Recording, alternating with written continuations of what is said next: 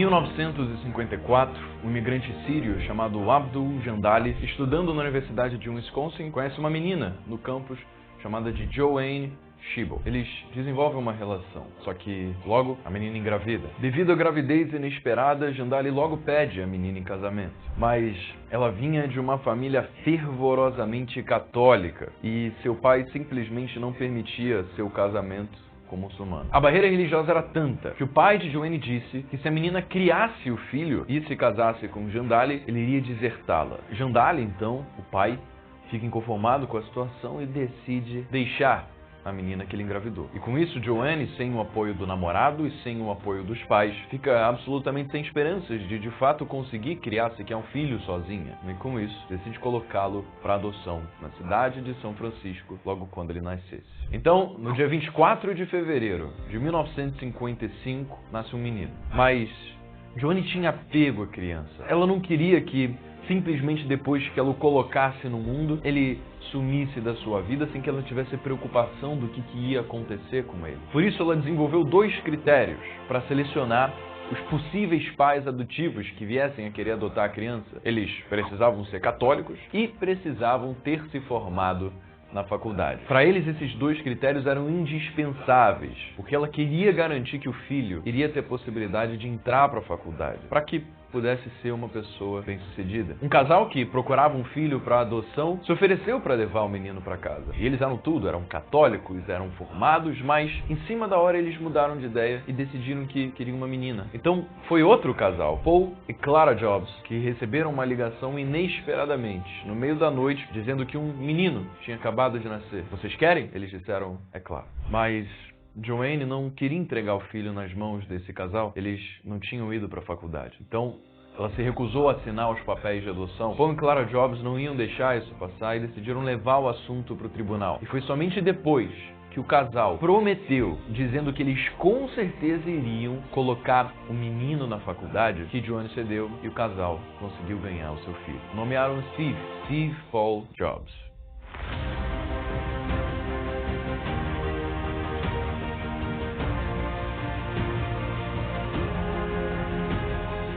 E antes da gente continuar, se você acha que essa foi uma introdução digna de um like, então deixa ele aqui embaixo, deixa o seu gostei, porque a YouTube leva esse vídeo para mais pessoas e mais pessoas podem aproveitar, usufruir, se apaixonar para a história dessa pessoa tão grandiosa que a gente vai conhecer agora. A ideia desse quadro é justamente pegar características específicas das maiores personalidades de sucesso da nossa história para que a gente consiga traçar paralelos com a nossa própria vida sobre o que a gente pode fazer para possivelmente ter os mesmos resultados. Então me ajuda e deixa o like aqui embaixo. Agora, a sua verdadeira mãe, Clara, tinha medo de amar Steve pelos seus primeiros 6 meses de vida. Simplesmente porque, depois de todo o estresse do tribunal e das incertezas se eles iriam conseguir levar Steve para casa ou não, ela simplesmente tinha medo de que algum dia alguém chegasse e fosse levá-la embora. Mas não levaram.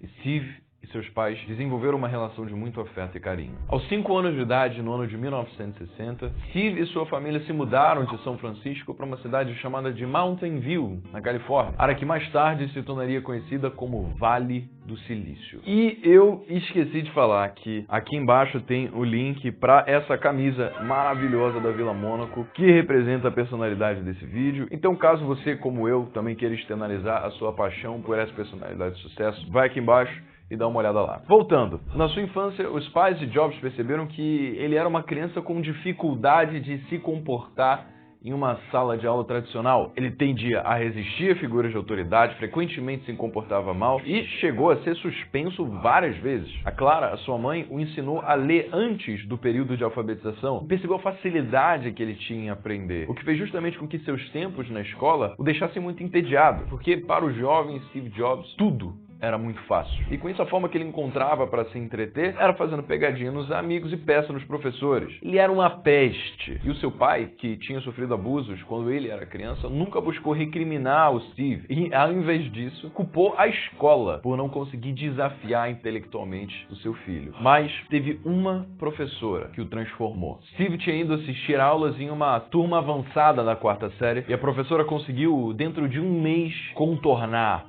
o comportamento rebelde e disperso de Steve. Como ela fez isso? Ela o subornou para aprender. Ela falava assim, ó, olha Steve, eu quero muito que você termine esses exercícios. Por isso, eu vou te dar $5 se você terminar. E o que isso fez? Justamente despertou em Steve uma vontade de aprender as coisas. Dinheiro já era uma parada que fazia o olho do moleque brilhar. E com isso ele aprendeu mais naquele ano do que ele aprendeu em qualquer outro ano da escola. E aí suas notas aumentaram tanto que a escola pediu para que o Steve pulasse 2 séries. Justamente para ele conseguir ir para uma turma que o desafiasse intelectualmente, de forma que ele ficasse mais compatível com a turma. Mas seus pais, talvez muito sabiamente, não deixaram isso acontecer. Porque eles não queriam que a distância de idade atrapalhasse, entrasse no caminho do filho conseguir formar laços sociais. Então, ele só pulou uma série. Mas, logo depois de pular a série, ele foi transferido para uma outra escola, a Crittenden Middle School, lá em Mountain View também, onde ele basicamente se tornou aquele moleque forever alone, excluído, desajeitado. Essa escola, ela ficava numa região pobre de Mountain View, que Jobs não gostava, não se sentia bem de estar ali. E além disso, para complementar, ele também era alvo de bullying frequentemente. Ele aguentou 1 ano lá. E aí, no meio da 7ª série, num dos dias que ele tinha levado uma surra lá da escola, ele voltou para casa e deu um ultimato nos pais. Ou os seus pais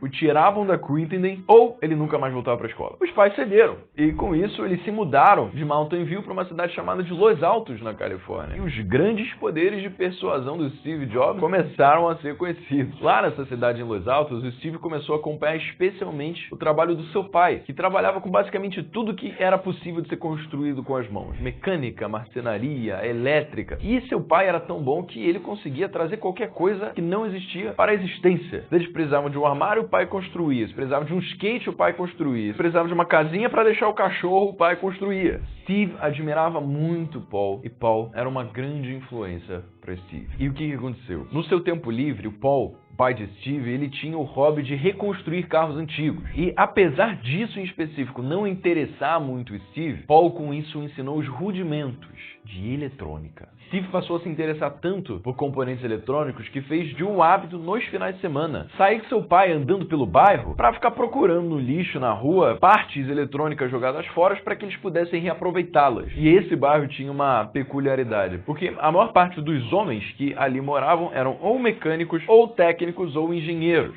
E era comum o Steve estar andando pelo bairro e ver essas pessoas trabalhando em baterias, painéis fotovoltaicos, radares. Steve adorava esse tipo de coisa. Ele passava horas com os seus vizinhos se intrometendo para tentar entender como essas coisas funcionavam. E nessa de ficar buscando conversas com vizinhos, um dia ele descobriu o Hewlett-Packard Explorers Club, que era basicamente um grupo de alunos que se reunia para ficar ouvindo engenheiros de laboratórios da Hewlett-Packard, que hoje é conhecida como HP, falando com esse grupo de alunos toda semana sobre no que eles estavam trabalhando dentro da empresa. Jobs ficou fascinado e nessa sua ânsia de querer colecionar peças eletrônicas, ele conseguiu o número do Bill Hewlett de Hewlett-Packard, o CEO da bagaça. Ligou pro cara por cold call e ficou com ele no telefone durante uns 20 minutos. O Steve Jobs pediu as peças e Hewlett deu as peças, mas não só isso. O Hewlett ficou tão impressionado com a eloquência e o conhecimento de Steve Jobs tão novo que ele ofereceu um summer job pro Steve Jobs trabalhar na HP. E isso trouxe um ensinamento muito valioso para Jobs, que traçar atitudes que são arriscadas, como por exemplo o medo de você ligar para um CEO de uma empresa para pedir alguma coisa que você não faz ideia se ele vai te dar ou se ele vai desligar o telefone na sua cara, o ato de fazer as coisas difíceis pode lhe dar coisas muito maiores do que ele estava esperando. Essa nova visão sobre risco futuramente iria mudar completamente a forma como ele tomava iniciativas na sua vida. E além de trazer esse ensinamento para Jobs, nesse clube Jobs também conheceu um rapaz chamado Steve Wozniak, um sênior do clube 5 anos mais velho que Jobs e que também era apaixonado por computadores e que trabalhava na Hewlett-Packard. E eles se deram bem de cara. O Wozniak gostava do entusiasmo e da inteligência do Steve Jobs, com um ciclo de competência diferente do que ele tinha. O Wozniak era uma pessoa muito mais técnica, absolutamente introvertida, difícil de lidar com pessoas, enquanto Jobs era vibrante, de pensar no futuro e todas as possibilidades do que eles poderiam fazer com aquela tecnologia nova que estava sendo desenvolvida. E talvez tenha sido por isso que, mesmo apesar da barreira de 5 anos entre os dois, Jobs com 15 e Wozniak com 20 anos, que os dois se aproximaram. E ao longo da década de 70, enquanto Jobs vivia sua adolescência, o seu gosto por eletrônica de fato foi aumentando, mas ele entrou em contato com alguns outros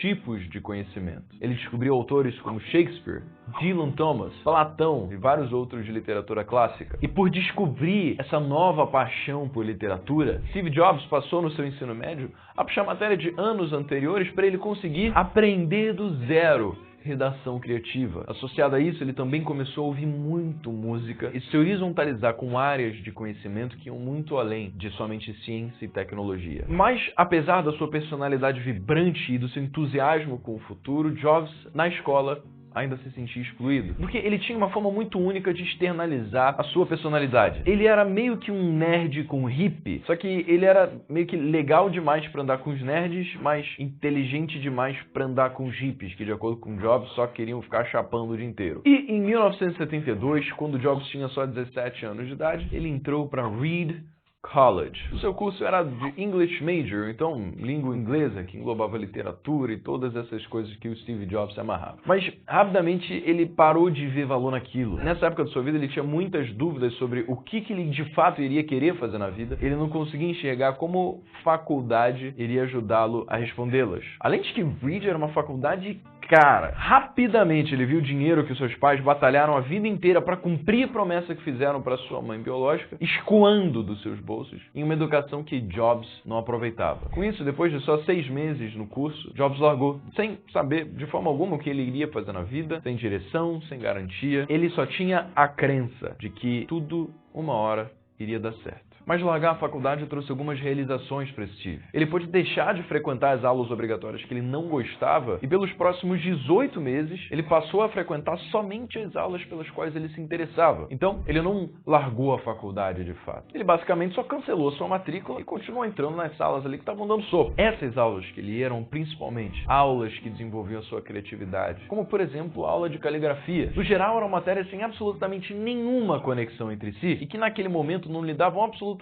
nada de direcionamento sobre como aquelas matérias poderiam ser úteis no futuro, mas ele gostava. E em 1974, com seus 19 anos de idade, Steve Jobs foi para a Índia tentar buscar clareza espiritual através do budismo e da experimentação de drogas psicodélicas. E deve ter funcionado, porque quando ele voltou, ele foi procurar um emprego e conseguiu lá na empresa Atari como um designer de jogos. Mas nessa empresa, ele também frequentemente arranjava discussões com seus colegas de time, que ele meio que sempre dizia que o trabalho que eles estavam fazendo não era bom o suficiente. Só que qualquer parada, assim, como ele não era chefe de ninguém, muitos dos colegas ouviam ele falando isso e falavam, poxa, que babaca. E aí ninguém gostava de trabalhar com ele. E por algum motivo, ele conseguiu convencer o chefe de que uma das razões pela qual a empresa não estava decolando é porque o chefe não tinha dado um projeto na mão dele, para que ele tivesse mais autoridade com o time. Que se ele de fato pudesse pegar um projeto de desenvolver algum jogo, ele iria criar um dos maiores sucessos da história dos jogos.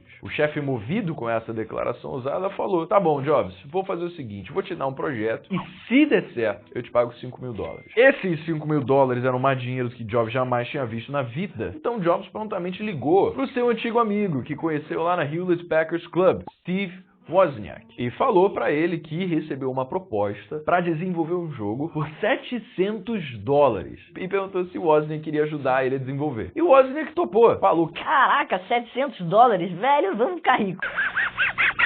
E aí eles criaram juntos aquele joguinho da barrinha que fica ali mexendo de um lado pro outro e que tem uma bolinha que bate na barrinha e depois vai quebrando uns bloquinhos em cima, sabe qual é? O jogo foi um sucesso, cara. E aí o Steve recebeu os $5.000 e pagou 350 pro Wozniak, né? Que era a suposta metade. E ficou com os outros 4.300. Ladrão! Cara, um business, filha...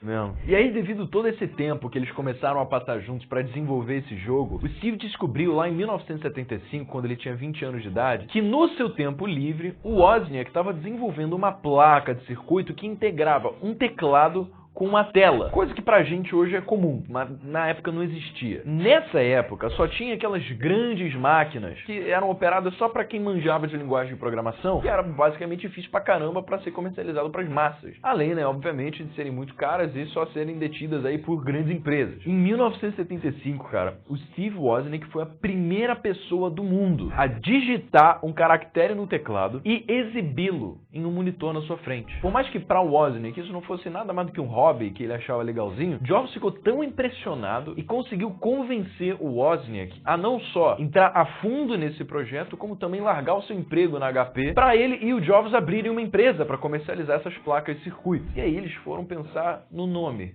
da empresa. E aí o Jobs, né, ele estava fazendo uma dieta nessa época baseada em frutas. E por acaso ele tinha acabado de visitar uma fazenda de maçã. E aí ele pensou em Apple. E aí os dois ficaram amarradões com o nome porque aparecia antes de Atari na lista telefônica. Com isso, juntos, Jobs e Wozniak desenvolveram um primeiro protótipo daquela primeira placa que Woz tinha criado e conseguiram levá-la para ser apresentada em um evento de demonstração. Daí, um dono de uma loja de informática que tinha assistido o evento ficou empolgado com essa inovação e ofereceu para pagar por 50 dessas placas de circuito a $500 cada. Só que qual que é a parada? O Wozniak e o Jobs acharam, quando fizeram o negócio, que o maluco só queria as placas, mas ele na verdade queria a placa junto com o monitor e junto com o teclado, porque de acordo com ele, ninguém ia querer só comprar a placa. E aí, ou seja, o Jobs e o Wozniak chamaram um monte de gente jovem ali para tentar ajudar desesperadamente a montar a placa, e quando eles chegaram para entregar pro cara, ele falou: "É só isso." Ué, cadê o teclado e o monitor? Aí os dois ficaram desesperados, o Wozniak começou a surtar, falando que ele não estava vendo a visão daquilo. Aí o Jobs, num dos poucos momentos, ele foi frio e calculista e disse assim pro dono da loja: "Cara, pensa comigo, você já vende o visor e o teclado. Você pode mover seu inventário ainda mais se você, quando for oferecer as placas para os seus consumidores, fazer um cross-sell com os monitores e as placas para conseguir também gerar mais receita para o seu negócio. Tudo depende da forma como você faz o marketing." E aí o cara, né, absolutamente movido pela eloquência do Jobs, falou: "Putz, é verdade. O miserável é um gênio." E aí toda a galera da época, basicamente um monte de gente ali aleatória do amigo do Wozniak e do Steve, que estavam todo esse tempo trabalhando na garagem da casa do Steve, embolsaram $25 mil, conseguiram fazer alguns outros pedidos e com isso conseguiram desenvolver o primeiro computador da Apple, o Apple I, que aí sim era tudo em uma coisa só. Era uma caixa encapsulando os circuitos com um design elegante que diferenciava a Apple dos outros concorrentes. E aí a Apple, agora finalmente como empresa, cresceu para uma dúzia de funcionários e se mudou da garagem para um escritório alugado. Isso no ano de 1976, quando Jobs tinha somente 21 anos de idade. Mas foi muito trampo para eles conseguirem fazer isso, porque o Jobs ele passava o dia inteiro fazendo cold call, ligando para vários potenciais clientes da lista telefônica e, logicamente, ele recebia muito mais não do que sim. Daí ele surtava, brigava com o time, dava doida, mas, bom, é aquela coisa, né? Ele nunca desistiu e conseguiu ali o escritório. E durante todo esse tempo aí, na verdade, desde a época da escola, o Jobs se relacionava com uma mulher chamada Kristen Brennan. Só que, cara, ele acabou seguindo os passos do pai biológico e engravidou a menina em 1977, quando eles tinham 22 anos de idade. Daí, em 1978, quando o Jobs tinha 23 anos, Kristen Brennan deu à luz a uma menina. Cara, mas o Jobs não lidou bem com a gravidez. Ele ou basicamente ignorava a Kristen ou simplesmente recusava que ele tinha qualquer chance de ser o pai. Kristen nomeou a menina Lisa. E um ano depois de atestar de que a menina não era filha dele, Jobs foi então fazer um teste de paternidade, convencido de que ele não era o pai, e deu positivo. E ele precisou pagar a pensão alimentícia. Jobs não exerceu seu direito de visitação por um longo tempo, mas talvez alguma coisa que ele viveu, algo que alguém tenha falado, fez eventualmente com que ele mudasse. Ele passou a reconhecer que ele era o pai da menina, passou a pagar a pensão, parou de usar drogas, começou a se vestir de forma mais madura, e inclusive nomeou um dos projetos que a Apple desenvolveu como Lisa, que no começo Jobs negava veementemente de que era em homenagem à menina, mas eventualmente ele admitiu que foi. Assim que o processo judicial que a mãe da sua filha fez contra o Jobs, Jobs levou a Apple pro IPO. E por mais que pareça que eu esteja pulando parte aqui, velho, foi basicamente assim, foi muito rápido. Olha que doideira. A Apple foi integralizada como empresa quando o Jobs tinha só 22 anos de idade, em 1977, com um valuation de $5 mil. E em dezembro de 1980, só 3 anos depois, quando o Jobs tinha 25, a empresa abriu capital no mercado, chegando a um valuation de $1,79 bilhão. Nessa época já tinham centenas e centenas de funcionários na empresa, e dessas centenas e centenas, 300 ficaram instantaneamente milionários com o IPO. E aí, com uma empresa de somente 3 anos de idade, com fama e fortuna, Jobs começou a se tornar uma figura pública, aparecendo na revista Time e muitas outras. E, lógico, não era à toa, Jobs ficou milionário e enriqueceu tantas pessoas ao longo do caminho por um motivo. Como você já deve ter percebido, uma das suas maiores qualidades era a sua exímia capacidade em convencer as pessoas de basicamente tudo que ele quisesse. O seu poder de persuasão era basicamente como um campo de distorção da realidade. Uma combinação do seu carisma, da sua força de vontade e do seu entusiasmo levava as pessoas a serem apanhadas por esse campo de distorção e fazia que Jobs realmente mudasse a realidade para essas pessoas. Ou seja, Jobs conseguia fazer com que essas pessoas fizessem o impossível, porque ele simplesmente não as deixava perceber que era impossível. E no início da década de 80, Jobs então ficou encarregado pelo projeto do Macintosh. Ao contrário do que você deve esperar, Jobs não se tornou CEO da Apple na sua juventude. Ele era basicamente um gerente de projetos, apesar de ele fazer parte do conselho administrativo e ser o maior detentor das ações da empresa. E liderando o projeto com um time que desenvolvia o Macintosh, ele não apenas criou, mas comercializou com sucesso uma máquina que transformou completamente a computação pessoal. Jobs aplicou o seu campo de distorção sobre a equipe do Mac, o que resultou, logicamente, em prazos e expectativas irreais. E mesmo apesar do seu comportamento brusco, excessivamente sincero e exaltado pudesse ser desmoralizante para a equipe às vezes, também podia ser motivador e inspirador, o que naturalmente resultou na equipe do Mac alcançar resultados estratosféricos. Mas mesmo estratosféricos em relação a design, em relação a performance, mesmo tudo isso não foi suficiente para os membros do conselho da Apple. Com o lançamento do Macintosh consistentemente atrasado, devido à insistência de Jobs em não lançar para desenvolver um produto que fosse perfeito, a IBM começou a competir no mercado e aumentar a sua participação nele. E com isso começou a haver uma pressão muito grande do conselho para o lançamento do Mac e também da população que queria ver o que a Apple iria vender. E aí, em 1984, o primeiro Macintosh foi lançado, só que a um preço de $2.495. Se lembra que isso é 1984. O preço proposto inicialmente para a venda do Mac era de $1.000, mas devido a custos adicionais de marketing, Jobs queria lançar ele a no máximo 1995. E aí, apesar de ter um lançamento bem sucedido devido àquele público de early adopters e também devido a um comercial que entrou para a história, sendo realmente classificado como o melhor comercial da história de todas as empresas e foi feito pela Apple. E se você quiser ver esse comercial, eu vou colocar o link para você conseguir assistir ele aqui embaixo na descrição. No segundo semestre de 1984, as vendas do Mac começaram a diminuir. Mas justamente aí, devido a essa queda nas vendas, os atritos do conselho começaram a aumentar, o relacionamento entre o Steve Jobs e o CEO da Apple, que era o antigo CEO da Pepsi, se deteriorou, de forma que o Steve Jobs chegou no momento e deu um ultimato, do tipo, é ele ou eu. Só que o conselho ficou com ele. O conselho ficou do lado do CEO e Jobs foi afastado da Apple. E em revolta de ter sido expulso da empresa que ele próprio criou, ele vendeu todas as suas ações, com exceção de uma, para que pelo menos pudesse participar das reuniões dos acionistas. E com isso, aos 30 anos de idade, em 1985, Jobs, fora da Apple, e muito publicamente fora da Apple, porque foi manchete em notícias de todo o mundo, ele começou um novo empreendimento chamado Next. Com ele levou alguns funcionários da Apple de maior confiança para começarem a Next, que tinha o objetivo também de desenvolver e fabricar computadores, mas principalmente voltados para o mercado de ensino superior, mercado educacional. Mas infelizmente, apesar de um design atraente e apesar do hype criado pelo lançamento dessa nova empresa que Steve Jobs criou, o primeiro computador Next foi uma bela de uma decepção para muitas pessoas. O preço de $6.500 do anúncio era maior do que o esperado e apesar deles conseguirem ter uma fábrica de capacidade produtiva de 10.000 unidades por mês, eles vendiam apenas 400 por mês. E a empresa perdia muito dinheiro. Mas, ao mesmo tempo, paralelamente, enquanto tocava o Next, o Jobs fechou um acordo com o George Lucas para comprar a sua divisão de computadores Lucasfilm. E aí, Jobs pagou a Lucas $5 milhões para deter 70% de ações de uma empresa recém-consolidada, chamada Pixar.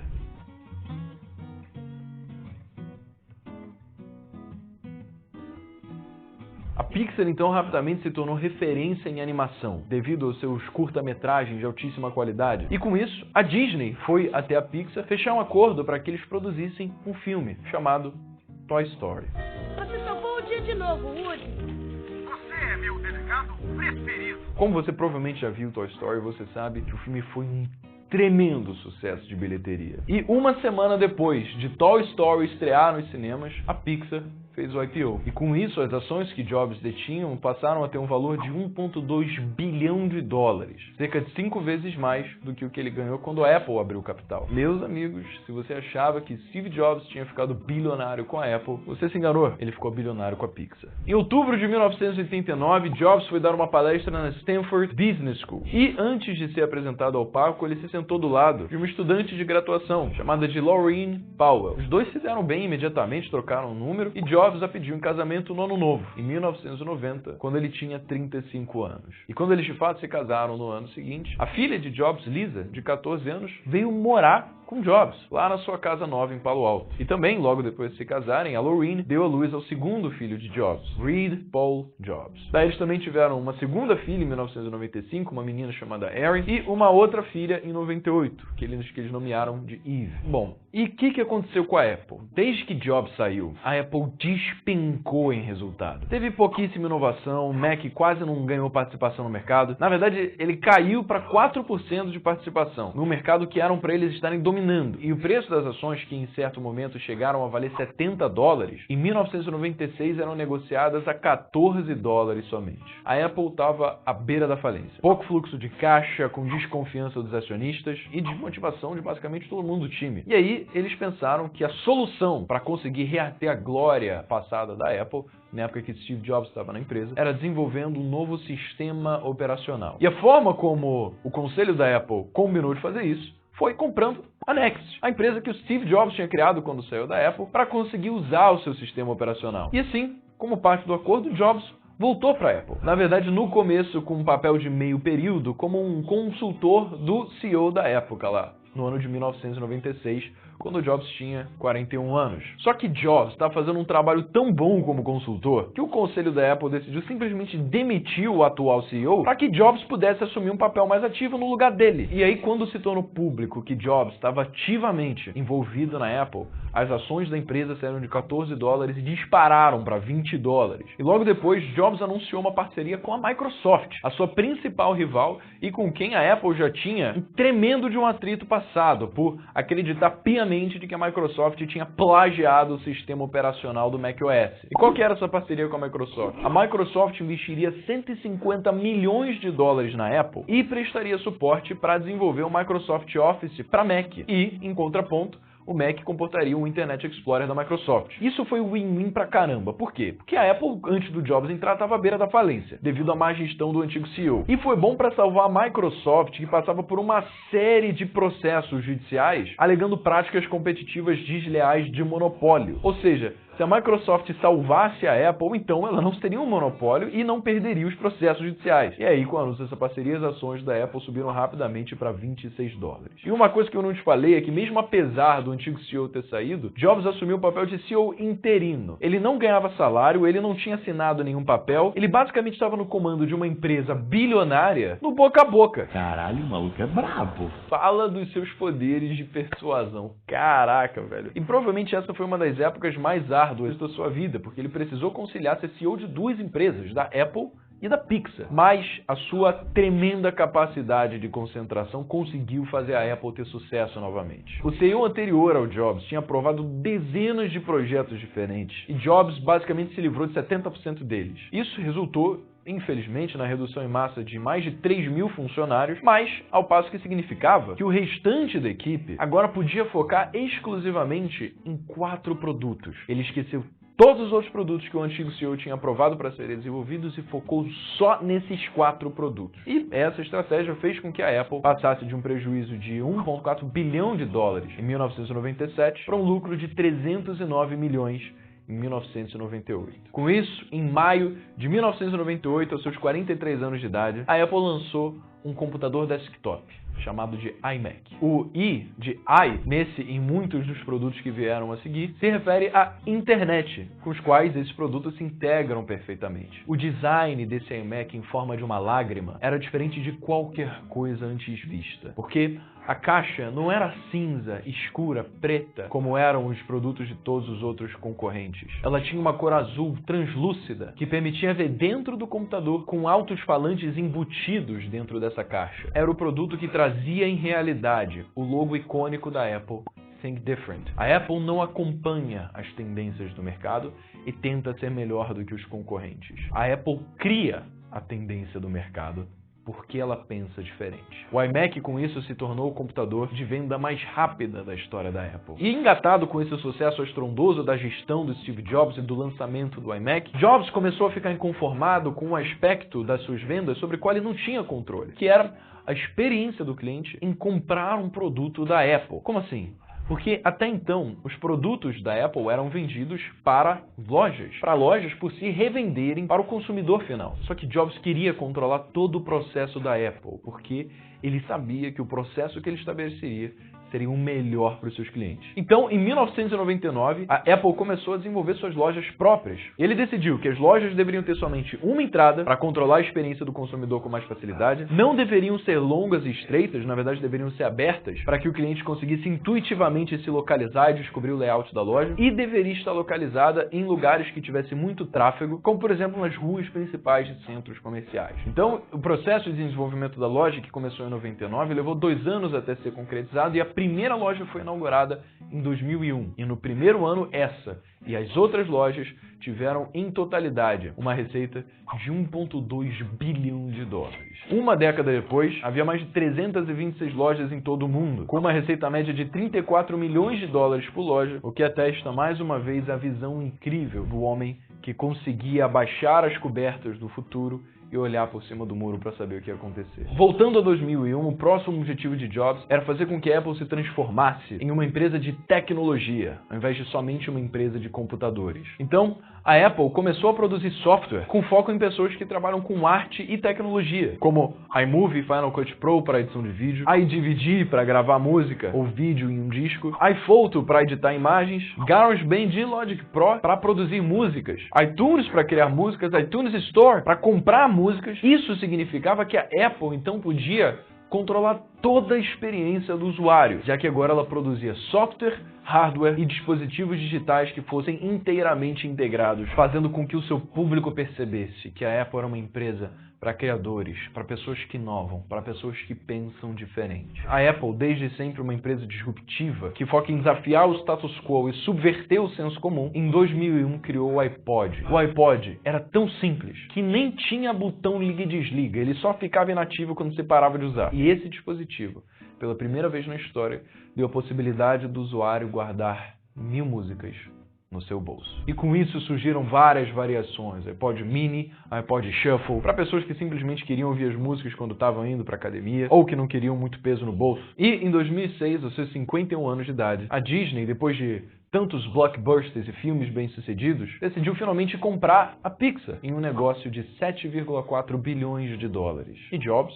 a gente sabe, era o maior acionista individual da época. Mas apesar da ascendência estrondosa da Apple e de tantas vitórias na vida profissional de Jobs, em 2003 uma varredura nos rins mostrou que Jobs tinha um tumor no pâncreas, câncer pancreático. Ele manteve o diagnóstico em segredo até o dia da cirurgia, em junho de 2004, mas infelizmente a operação para remover parte do pâncreas mostrou que o câncer também tinha se espalhado para o fígado. Jobs relevou isso e, apesar da doença, voltou a trabalhar normalmente e continuou a dirigir a Apple. Em 2005, Jobs percebeu que o mercado de câmeras digitais estava sendo dizimado pelo fato de que telefones celulares agora também poderiam tirar fotos. Jobs percebeu que o fim talvez estivesse próximo para o iPod, que representava 45% da receita da Apple naquele ano, porque agora que um telefone já conseguiria tirar fotos, se ele simplesmente conseguisse tocar música, talvez o iPod fosse desnecessário. Então a Apple desenvolveu uma tela de celular nunca antes vista pelo mercado, que ela conseguia processar várias entradas ao mesmo tempo e permitia que as pessoas pudessem digitar tocando na tela com os dedos, ao invés de utilizarem as dezenas de botões que antes tinham celulares, que às vezes tinham botões em cima de botões. E combinando essa tela com um design fino e hermeticamente fechado, em janeiro de 2007, Steve Jobs subiu no palco para anunciar o iPhone. Jobs introduziu o que estava por vir como um dispositivo que eram 3 produtos em um iPod, um navegador de internet e um telefone. A partir desse momento, a indústria de celulares mudou para sempre. Marcas como BlackBerry foram extintas da sociedade e a Apple trouxe uma tendência que fez com que todas as outras marcas viessem começar a correr atrás da diferença para produzir os seus próprios celulares, sem botões. Mas em 2008, o câncer de Jobs se espalhou ainda mais e seus problemas de saúde tornaram-se mais óbvios, por causa da sua severa perda de peso e aparência murcha. E, em janeiro de 2009, Jobs pediu licença médica para a Apple. Em março, Jobs fez um transplante de fígado e voltou a trabalhar normalmente no final de junho. E no ano seguinte parecia que estava tudo bem. Ele teve inclusive o ano mais produtivo inegavelmente toda a sua vida. Foi a época em que foi anunciado o iPad, que teve também um dos maiores lançamentos da história. Mas por volta de novembro de 2010, Jobs começou a ter outra crise de saúde. E no início de 2011, médicos descobriram sinais de novos tumores. E Jobs precisou tirar outra licença médica da Apple. E apesar do monitoramento constante do tratamento com medicamentos, em julho de 2010, o câncer havia se espalhado para os seus ossos. Com a sua saúde piorando, Jobs sabia que não poderia voltar da sua licença médica como CEO da Apple e renunciou. Em outubro de 2011, o mundo lamenta com a morte de um dos maiores visionários e gênios que ditaram completamente a vida como a gente conhece hoje. Ele tinha 56 anos. A personalidade de Steve Jobs se refletiu nos produtos que ele desenvolveu através da Apple. Muitas vezes uma pessoa absolutamente dicotômica, de um lado motivadora, inspiradora, visionária, do outra arrogante, excessivamente sincera e mal educada. Jobs inegavelmente fincou a sua bandeira na história pelos milhares e milhares de anos que vamos seguir daqui para frente. Muitas pessoas dificilmente vão esquecer da vez em que, quando foram apresentar o iPhone a primeira vez, Jobs não deu uma palavra. Simplesmente pegou o iPhone da mão do time, se direcionou para seu aquário, estendeu a mão e soltou ele ali dentro. Olhou para o time e disse: "Tá vendo essas bolhas? Isso significa que ainda dá para diminuir mais." To me, marketing is about values. This is a very complicated world. It's a very noisy world. And we're not going to get a chance to get people to remember much about us. No company is. And so we have to be really clear on what we want them to know about us. Isso mostrava a complexidade da personalidade absolutamente polarizada de Jobs, mas que, sem dúvida, deixou esse mundo muito melhor do que quando ele encontrou. Se você gostou desse vídeo, do quadro História e Sucesso, então deixa o like nesse vídeo, pra gente continuar trazendo vídeos que possam ser inspiradores, assim como a história desse gigante. Porque vai que, talvez, um futuro Steve Jobs esteja assistindo esse vídeo e se inspire para conseguir entregar coisas novas para o mundo. Então deixa o like, se inscreve no canal, ativa as notificações para você receber os próximos vídeos e me segue no Instagram, @BrenoPerrucho, porque lá eu falo também de empreendedorismo, finanças, vários outros assuntos também. Então, sem mais, eu fico por aqui. Beijo enorme para você, meu nome é Breno Perrucho, esse é o Jovem de Negócios.